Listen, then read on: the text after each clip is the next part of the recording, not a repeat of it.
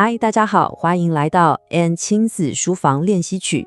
今天呢，我们想陪着大家一起踏上一段很温柔的旅程，来学习怎么更深刻的去理解我们孩子的情绪世界。你有没有过种经验，就是孩子在又哭又闹的时候，你好不容易去安慰他，结果他好像哭得更大声了。如果你也曾经有过这种很深的挫折感，那太好了，今天的分享就是为你准备的。好，那我们就先来看看今天的旅程地图。首先，我们会一起来聊聊情绪的对撞到底是怎么回事。接着，要来学习怎么样从控制孩子的行为转向对自己内在的觉察。再来，我们会去感受被看见的力量，并且理解陪伴不催促有多重要。最后，我们会分享建立家庭情绪核心的3大原则，还会提供一个你马上就可以开始的温柔练习哦。好的，那现在就让我们从第一部分开始吧，一起来探索亲子冲突背后那个真正的来源——情绪的对撞。很多时候啊，我们都以为是在处理孩子的问题，但其实亲子冲突最核心的地方，常常是情绪的碰撞。你想想看，当孩子的情绪被点燃的时候，它往往会直接触发到我们内心深处的焦虑啦、无力感，甚至是我们自己的愤怒。然后呢，两个都还没有被安顿好的情绪，就像2颗迎面而来的球，砰，很激烈的撞在一起。结果就是让情况越来越失控。所以你看，一个非常关键的思维转换就在这里。孩子的情绪，它不是一个需要被修理、被解决的问题，它其实是一个讯号。它就像一种内在的语言，在告诉我们，孩子现在可能有需求、有困惑，或是有不安。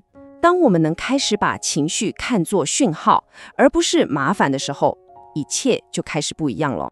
那这个重要的转变，就带我们来到今天旅程的转捩点，怎么样从控制转向觉察？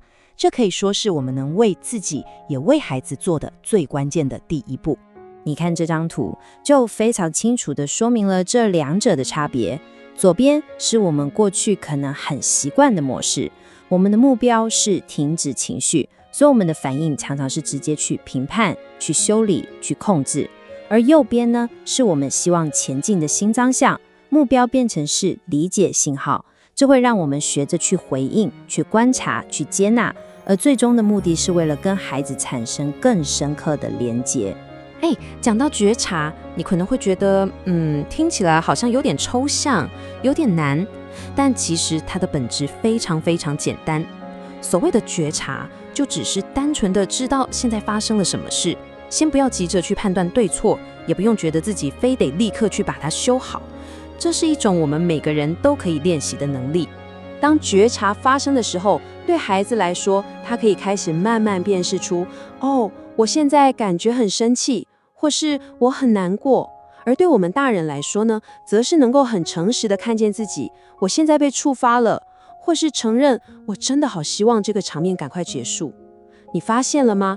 这个小小的心理距离，能让情绪不再是我们本身，而只是我们正在经历的一种状态。这就为冷静跟沟通创造出了最宝贵的空间。好，当我们有了这份觉察之后，下一步就是把它付诸实践。接下来我们要来分享一句话，这句话真的拥有非常深刻而且温柔的力量。不过在说这句话之前，我们先来谈一个很多爸爸妈妈心里头的担忧。如果我接纳了孩子的情绪，他会不会就变得更放肆、更为所欲为啊？这真的是一个非常普遍的迷思。答案其实是否定的，因为孩子真正需要的从来都不是放纵，而是一种被理解之后的安定感。而这份安定感往往就来自一句很简单但很真诚的话：我看见你了。这边要请你记得哦，说出我看见你了，并不是在认同孩子的行为，而是在承认他感受的真实性。你可以想象，当孩子处在情绪风暴里的时候，他的大脑那个理性的部分功能是暂时下降的。这时候你讲任何道理，对他来说都像是一种攻击。只有当他感觉到自己被看见，被理解了，那份安全感才会回来，他的情绪也才有机会慢慢的平静下来。好，这份看见跟理解就带我们到下一个重点，陪伴，但是不要催促，因为情绪的平复它有它自己的节奏啊。对了，也先提醒一下，我们在最后有准备一个很棒的温柔练习，所以一定要看到最后哦。在我们的文化里面，好像常常不自觉的就会给孩子一种快点好起来的压力。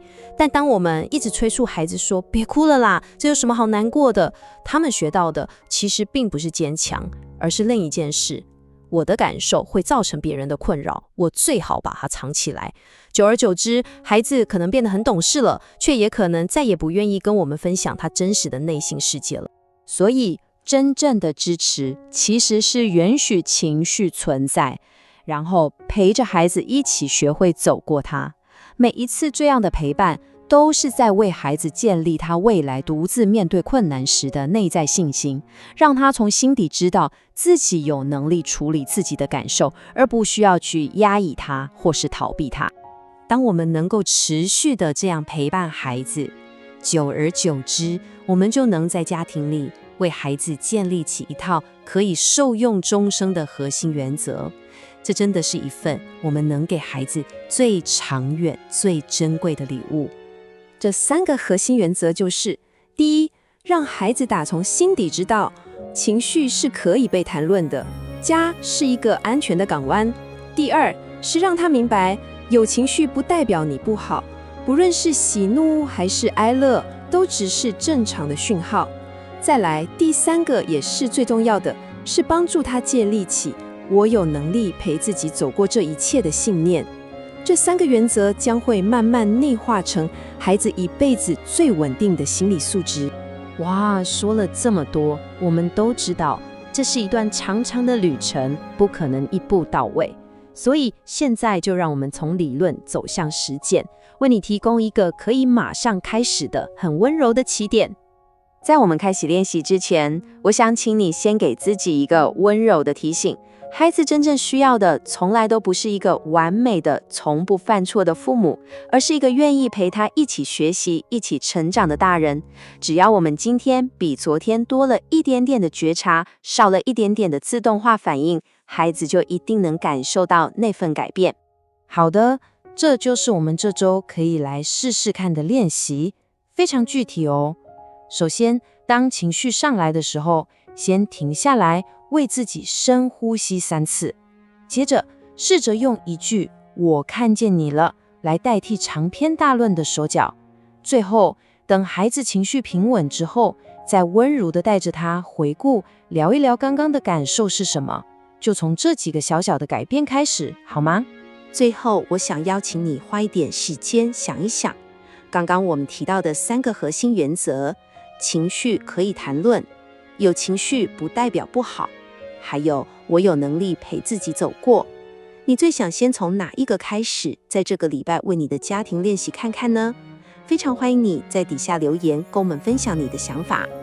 如果你希望可以获得更多这样温柔而坚定的教养练习，我们诚挚的邀请你订阅 Ann 亲子书房练习曲这个频道，让我们能够一起在这条路上陪伴孩子，也同时陪伴我们自己。那我们下次见喽。